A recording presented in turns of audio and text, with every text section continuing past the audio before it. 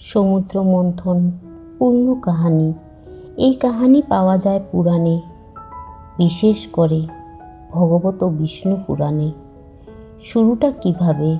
এক সময় দেবতারা তাদের শক্তি হারিয়ে ফেলছিল, কারণ তারা অভিশপ্ত হয়েছিল এবং দুর্বল হয়ে পড়েছিল। অন্যদিকে অসুররা শক্তিশালী হয়ে উঠেছিল। তখন দেবতারা গিয়ে আশ্রয় নেয় বিষ্ণুর কাছে।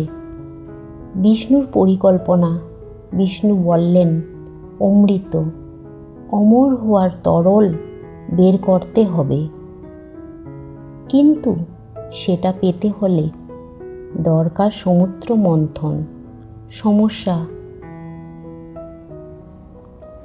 দেবতারা একা পারবেন না, তাই অসুরদের সঙ্গে মিলে কাজ করতে হবে।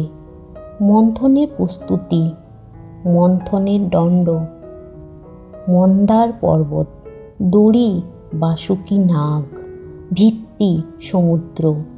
কিন্তু সমস্যা হলো, মন্দার পর্বত ডুবে যাচ্ছিল। তখন কুর্ম অবতার কচ্ছপ হয়ে নিচে দাঁড়িয়ে পর্বতকে ধরে রাখলেন। মন্থন শুরু। একদিকে দেবতা, অন্যদিকে অসুর। তারা বাসুকি নাগকে ধরে টানতে শুরু করল। এতে সমুদ্র থেকে একের পর এক জিনিস বের হতে লাগলো। প্রথমেই বের হলো ভয়ঙ্কর বিষ, নাম হলাহল বিষ। এত শক্তিশালী যে পুরো পৃথিবী ধ্বংস হয়ে যেতে পারত। সবাই ভয় পেয়ে গেল। তখন এগিয়ে এলেন শিবা, মানে দেবাদিদেব মহাদেব। তিনি সেই বিষ পান করলেন।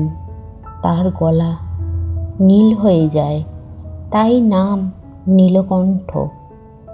তারপর একে একে বের হলো অনেক কিছু। সমুদ্র থেকে বের হলো লক্ষ্মী দেবী, সমৃদ্ধির দেবী, ঐরাবত হাতি, কৌস্তুভ মণি, কামধেনু গরু, অশ্পরারা। শেষে বের হলো সবচেয়ে গুরুত্বপূর্ণ অমৃত।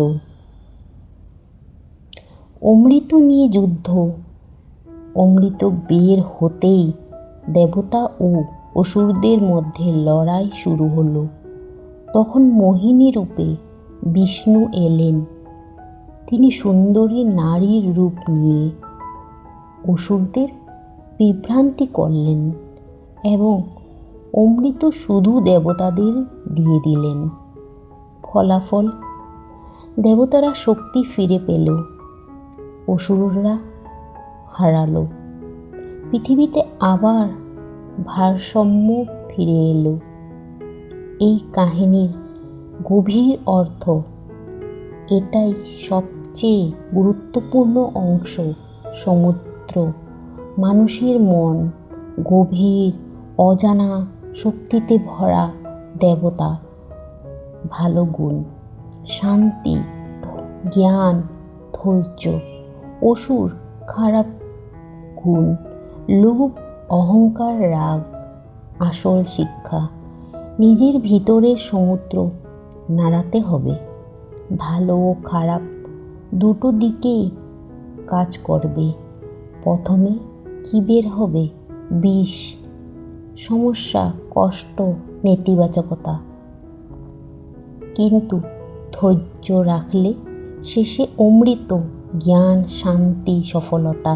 সবচেয়ে গভীর উপলব্ধি, বড় কিছু পেতে হলে আগে কষ্ট সহ্য করতেই হয়। জীবনে সমস্যা আসা মানেই তুমি মন্থন প্রক্রিয়ায় আছো। সার কথা, ধৈর্য, চেষ্টা, ত্যাগ, সফলতা। সমস্যা